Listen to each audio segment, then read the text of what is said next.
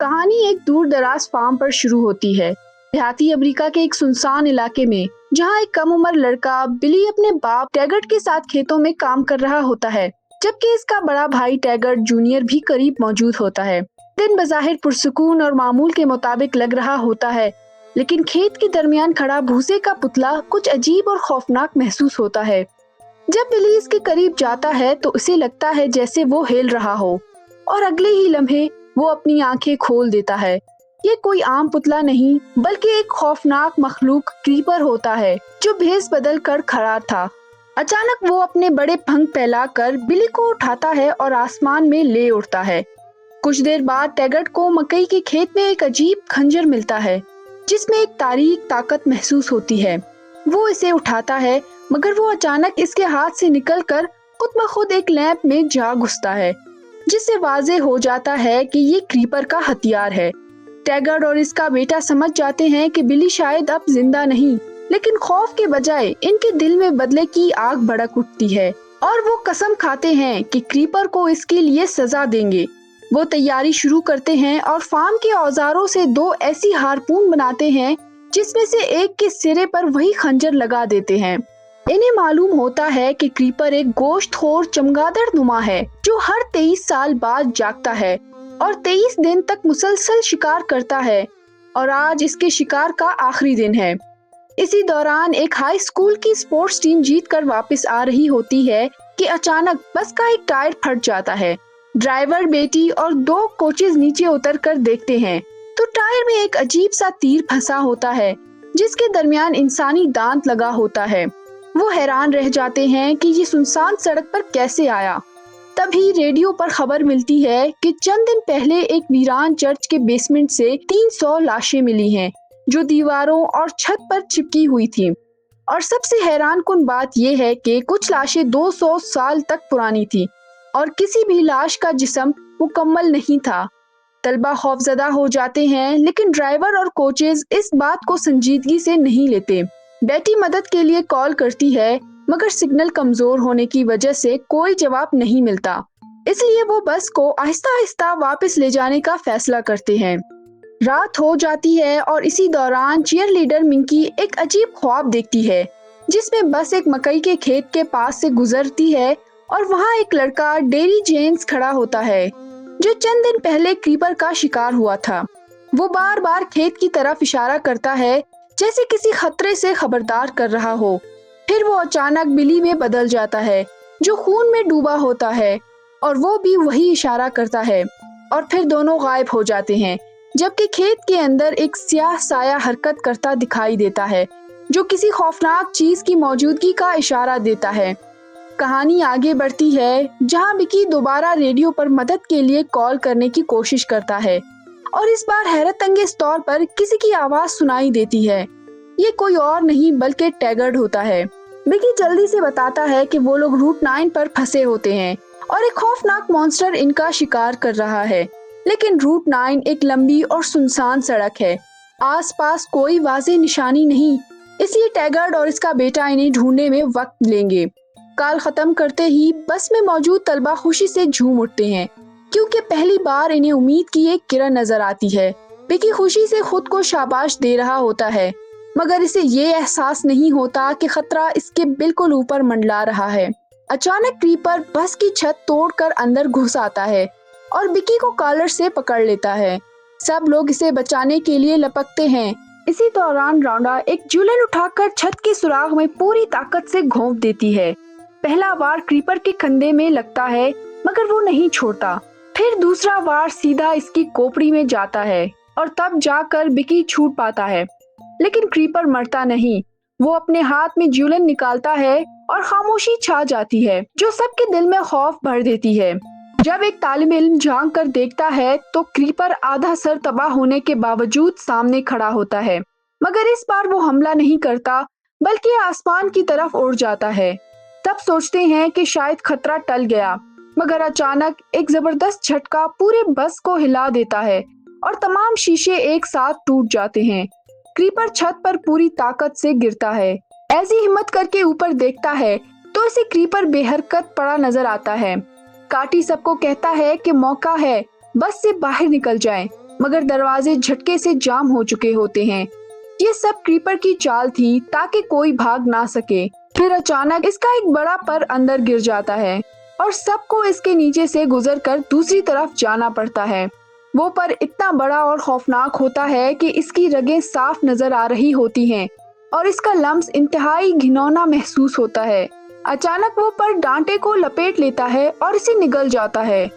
तब इसे बचाने की कोशिश करते हैं मगर नाकाम रहते हैं और डांटे हमेशा के लिए खामोश हो जाता है।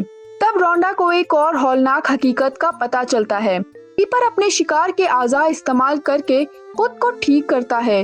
वो अपनी आधी तबाह खोपड़ी को तोड़कर डांटे का सर लगा देता है और फिर उड़ जाता है। इसके बाद स्कॉटी सबके सामने कहता है कि हर कोई खतरे में नहीं है।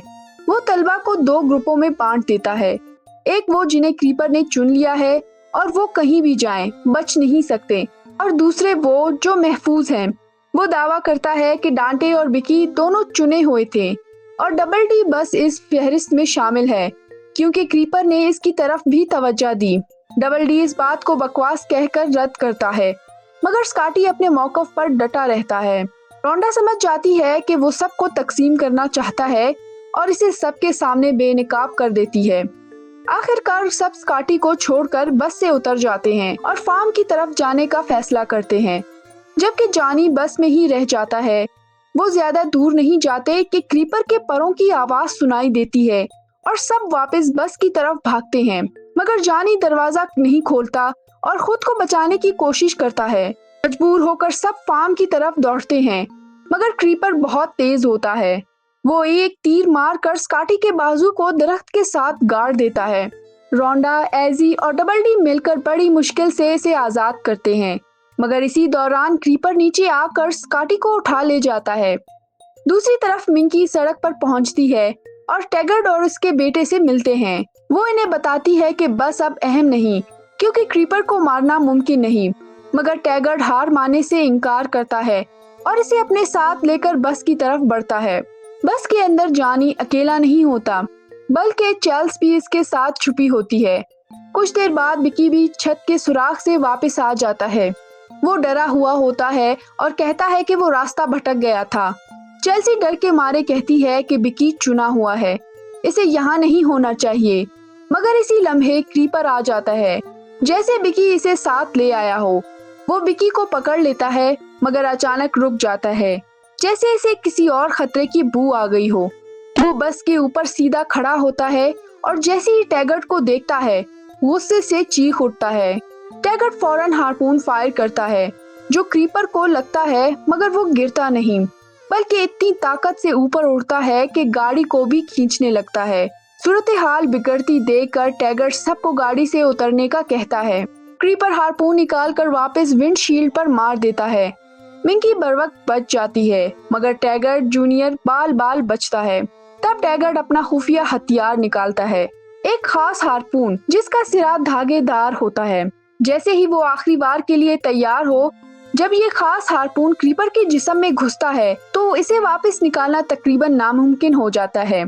टैगर्ट जैसे ही मौका पाता है वो क्रीपर पर एक जबरदस्त वार करता है, मगर हैरानकुन तौर पर इतनी गहरी चोट के बावजूद क्रीपर ऐसी हरकत करता रहता है जैसे कुछ हुआ ही ना हो। वो ना सिर्फ बेहद ताकतवर है बल्कि इंतहाई चालाक भी है। वो हार्पून की रस्सी को इस्तेमाल करते हुए स्कूल बस और टैगर्ट की गाड़ी दोनों को उलट पुलट कर देता है, लेकिन खुशकिस्मती से सब लोग किसी न किसी तरह बाहर निकल आते हैं। इधर रोंडा और डबल डी सड़क पर एक छोटा पिकअप ट्रक देखते हैं जो खाली होता है और इसकी खिड़की टूटी हुई होती है, जैसे क्रीपर वहाँ भी आ चुका हो। चाबियां अभी तक गाड़ी में होती हैं, इसीलिए वो इसे स्टार्ट कर लेते हैं, मगर इसमें सिर्फ 2 सीटें होती हैं, इसलिए डबल डी को बाहर लटक कर सफर करना पड़ता है। फिर वही होता है जिसका सबको डर था। स्कॉटी की बात कुछ हद तक दुरुस्त निकलती है। क्रीपर वाकई डबल डी को निशाना बनाए हुए है। वो इनके पीछे उड़ता हुआ आता है। डबल डी इसे देखकर अपना वाहिद फ्लेयर जला देता है, मगर जब गोलियां भी इसे नहीं रोक सकती तो एक फ्लेयर क्या करेगा। इसी लम्हे एजी एक मुश्किल फैसला करता है और रोंडा को बचाने के लिए इसे ट्रक से धक्का दे देता है, जिसके बाद ट्रक बेकाबू होकर घूमता है और जोरदार हादसे का शिकार हो जाता है। डबल डी कई मीटर दूर जा गिरता है اس کی ٹانگ بری طرح زخمی ہو جاتی ہے اور وہ کھڑا بھی نہیں ہو پاتا۔ جب سب امید ختم ہوتی نظر آتی ہے تب قریب ہی ایک پک اپ ٹرک زوردار دھماکے سے پھٹ جاتا ہے، جس سے کریپر کو واقعی نقصان پہنچتا ہے۔ اس کا ایک بڑا پر اڑ جاتا ہے اور ایک ٹانگ ٹوٹ جاتی ہے، لیکن اس کے باوجود وہ ڈبل ڈی سے زیادہ طاقتور رہتا ہے۔ اب وہ نہ اڑ سکتا ہے اور نہ چل سکتا ہے، مگر مینڈک کی طرح چھلانگیں لگاتا ہوا اس کی طرف بڑھتا رہتا ہے۔ ڈبل ڈی زمین پر رینگتا ہے اور کریپر اس کے پیچھے آتا رہتا ہے۔ آخر کار ڈبل ڈی کے پاس کوئی طاقت نہیں بچتی۔ کریپر اسے زمین پر پٹک دیتا ہے، مگر وہ اپنی آخری ہمت جمع کر کے دونوں ہاتھوں سے کریپر کا گلا پکڑ لیتا ہے اور پوری قوت سے دباتا ہے۔ کریپر کا سانس رکنے لگتا ہے اور اس کا سر پھٹنے لگتا ہے، جس کے اندر سے کچھ اور بھی زیادہ خوفناک چیز جھلکنے لگتی ہے۔ دونوں کے درمیان زندگی اور موت کی جنگ جاری رہتی ہے کہ اچانک دور سے کتوں کی بھونکنے کی آواز آتی ہے۔ ٹیگٹ پہنچ چکا ہوتا ہے۔ وہ موقع کا فائدہ اٹھاتے ہوئے ہارپون سیدھا کریپر کے سر میں گھسا دیتا ہے اور بار بار وار کرتا ہے۔ ہر وار میں اپنے بیٹے بلی کو کھو جانے کا درد اور غصہ شامل ہوتا ہے۔ کریپر ایک دردناک چیخ مارتا ہے اور پھر اس کی بیرونی جلد اس کے سر کے گرد خود کو سختی سے بند کر لیتی ہے۔ آدھی رات گزر چکی ہوتی ہے اور کریپر مردہ نہیں لگتا، بلکہ ایسے جیسے سو گیا ہو اگلے 23 سال تک کے لیے۔ آخر میں ٹیگرڈ اور اس کا بیٹا کریپر کو فارم پر واپس لے آتے ہیں۔ وقت گزرتا ہے اور دیکھتے ہی دیکھتے 23 سال بیت جاتے ہیں۔ اب وہی فارم ایک سیاحتی مقام بن چکا ہے، جہاں صرف $5 دے کر لوگ اس جہنم کے چمگادڑ نما عرفیت کو دیکھنے آتے ہیں۔ ایک دن 3 نوجوان اسے دیکھنے آتے ہیں اور کریپر دیوار پر جڑا ہوا سوکھا ہوا ایک ممی کی طرح بے حرکت لٹکا ہوتا ہے۔ ان میں سے ایک پوچھتا ہے کہ کیا یہ کسی چیز کا انتظار کر رہا ہے؟ ٹیگٹ پرسکون انداز میں جواب دیتا ہے، تقریباً 3 دن اور۔ یہی جواب ایک خوفناک حقیقت کو ظاہر کرتا ہے۔ کریپر کی 23 سالہ نیند ختم ہونے والی ہے، مگر ٹیگٹ کے دل میں اپنے بیٹے کے قاتل کے لیے نفرت ابھی تک زندہ ہے۔ وہ اس بار اسے دوبارہ آسمان میں اڑنے نہیں دے گا۔ اس کے ساتھ ہی اس خوبصورت سی مووی کی کہانی یہیں پر ختم ہو جاتی ہے۔ اگر آپ کو ہماری یہ کہانی اچھی لگی تو ہمارے اس چھوٹے سے چینل کو لائک اور سبسکرائب کیجیے گا۔